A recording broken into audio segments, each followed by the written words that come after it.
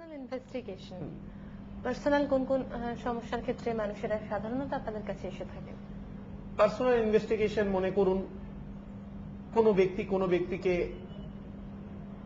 সঙ্গে কোনো ব্যবসা করতে যাচ্ছেন, কোনো প্রপার্টি কিনতে যাচ্ছেন, কোনো একটা প্রজেক্টে হয়তো দুজনে মিলে অর্থ ঢালতে যাচ্ছেন, তখন তারা একজন অপরের এগেনস্টে পার্সোনাল ইনভেস্টিগেশনটা চান যে সেই মানুষটার ক্যারেক্টার কেমন, নেচার কেমন, তার প্রিভিয়াস কোনো হিস্ট্রিটা কি, তার চিটিং এর কোনো রেকর্ড আছে কিনা, তিনি মার্কেট থেকে ডিফল্টার কিনা, তার কি কি অ্যাসেটস আছে, এই জিনিসগুলোই দেখা হয়।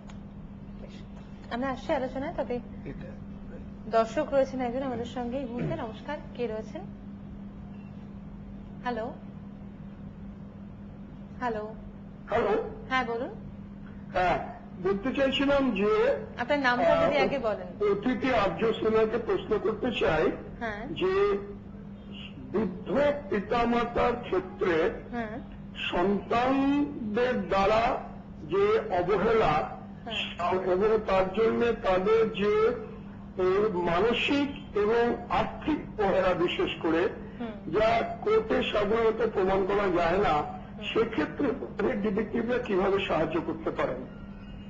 বেশ, খুব গুরুত্বপূর্ণ একটা প্রশ্ন আমাদের করেছেন। আপনার কি আর কোনো ওনার কাছে প্রশ্ন রয়েছে? না, আমার কিছু প্রশ্ন নেই।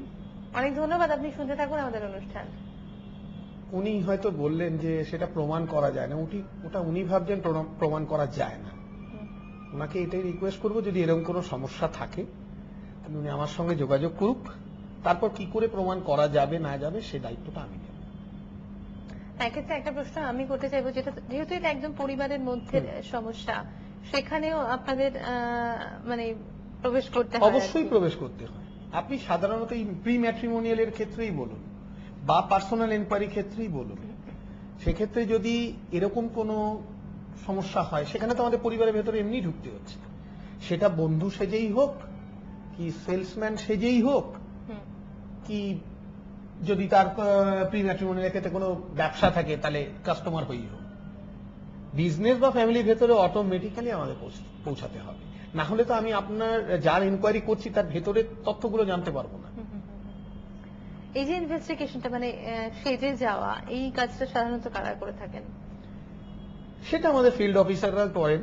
আচ্ছা, আর সবসময় যে সেজে গুজে যেতে হবে এটা সেই গল্পের চরিত্রে হয়, মানে ওই কিন্তু নিজের পরিচয়টা লুকিয়ে যেতে হবে। এবার যেহেতু ইনভেস্টিগেশন লাইনে আসতে গেলে সব দিকে সব রকম জ্ঞান থাকে, তো সেই রকম মানে সেইভাবে জিনিসটা তৈরি করে গেলে অটোমেটিক্যালি নিজেরা একটু যদি বসে ব্যাপারটা নিয়ে আলোচনা করে তারপরে ইনকোয়ারিতে যাওয়া যায় তাহলে সেক্ষেত্রে অনেক ভালো হয়। আর আমরা যখনই কেউ ভেতরে যায় সে তো কোনো না কোনো একটা রেফারেন্স দেয়, তো অটোমেটিক তার পেছনে রেফারেন্সের জন্য অন্য টিম রেডি থাকে তাকে ব্যাকআপ দেওয়ার জন্য। আচ্ছা আচ্ছা, তো সেক্ষেত্রে অসুবিধার কোনো সমস্যা নেই। হ্যান্ডরাইটিং বা সিগনেচার ভেরিফিকেশন, অবশ্যই হ্যান্ডরাইটিং বা সিগনেচার ভেরিফিকেশন এটা আসেন, এটা আমাদের রিটায়ার্ড সিআইডি অফিসার যিনি আছেন তারাই করেন। অনেক সময় চেকে সই নকল করে টাকা উঠে যাচ্ছে, এই ধরনের সমস্যা আসে, যেটা হয়তো এমনও দেখা গেছে হয়তো যার অ্যাকাউন্ট হোল্ডার তিনি হয়তো ব্যাংকে কমপ্লেন করেছেন যে আমার অ্যাকাউন্ট থেকে টাকা উঠে গেছে, ব্যাংক দেখছে দুটো সই এক, খালি চোখে দুটো সই এক, কিন্তু আমরা ইনকোয়ারি করে বা আমরা এটাকে তদন্ত করার পরে আমাদের এক্সপার্ট রিপোর্ট দেওয়া হয়েছে, এরকম ঘটনা বহু ঘটেছে, সেখানে দেখা গেছে দুটো একই রকম দেখতে সিগনেচার কিন্তু দুটো দুজনের। হ্যাঁ, আমি শুনেছি এই অরিজিনাল সিগনেচার কিনা এটা বোঝার একটা উপায় আছে নির্দিষ্ট, সেটা কি আমরা জানতে পারি? দেখুন, এক তো আছে সিগনেচারটা যখন করা হয় কতটা প্রেসারের উপরে ভিত্তি করে সইটা হয়েছে, বল পেন বা ইঙ্ক পেনের পেনটা কোন দিকে ইন্ডিকেট করেছে সেটা একটা জায়গা আছে। আর দ্বিতীয় হচ্ছে লেখার অভ্যাস। আমি আপনারটা দেখে হয়তো আপনার লেখাটা একই রকম লিখবো, খালি চোখে ধরা যাবে না, কিন্তু তার মধ্যেও কিছুটা হলে আপনার যে আকার ইঙ্গিতে কিছুটা পরিবর্তন পাওয়া যায়, নিশ্চয়ই, যে কার্ভ যেটাকে বলে, এই কার্ভটাও মাপা হয়। হ্যাঁ, যতটা সহজভাবে যে অরিজিনাল সিগনেচার করবেন তিনি করবেন, আর একজন যিনি নকল করছেন তিনি অনেক কনসিয়াসলি কাজটা করবেন। তাতে কি হবে, প্রেসার এবং কার্ভ বা পেনটা যেদিকে পয়েন্ট হচ্ছে, সেই পয়েন্ট যেটা যেভাবে যাচ্ছে সেটার মধ্যে কিছু না কিছু ফারাক আসবে। সেটাই বোধহয় ধরা পড়েছে আপনাদের কাছে। হ্যান্ডরাইটিং বা সিগনেচার ভেরিফিকেশন নিয়ে আমরা কথা বললাম। Question document examination, question document examination যেটা হয় সেটা হচ্ছে ধরুন অনেক ক্ষেত্রে একই রকম, ধরুন দলিল, একটা দলিলের কথা বলি, দলিল দুটো একই দেখতে, একই লোকের নাম ঠিকানা দেওয়া আছে এবং সেই দলিলের ওপরে ভিত্তি করে দুই যদি মানে দুটি সন্তান দুজনে দাবি করছে আমার পিতা আমাকে এই সম্পত্তিটা দিয়ে গেছে, আরেকজন বলছে আমাকে দিয়ে গেছে। এবার ওই যে দলিলটা একটাকে দেখে আরেকটা বানানো হয়েছে, কোনটা তার অরিজিনাল দলিল সেটাকে দেখতে গেলে কিন্তু এটা কোশ্চেন ডকুমেন্টসে পড়ছে, এগুলো আমরা ধরে থাকি। আচ্ছা, আবার অনেক সময় দেখা ধরুন একই রকম ডকুমেন্টস হয়তো একই টাইপ করা বা কম্পিউটারে প্রিন্ট আউট বার করা, যেটাকে আমরা ডিসপুট ধরছি আর একটা অরিজিনাল ধরছি, দুটোকে পাশাপাশি ফেলে কিন্তু আমরা বলে দিতে পারবো যে এটা একই টাইপ রাইটার থেকে টাইপ হয়েছে বা একই কম্পিউটারের প্রিন্টার থেকে একইভাবে টাইপ হয়েছে কিনা, সেটাও কিন্তু আমাদের কোশ্চেন ডকুমেন্ট এক্সামিনেশনের মধ্যে পড়ছে।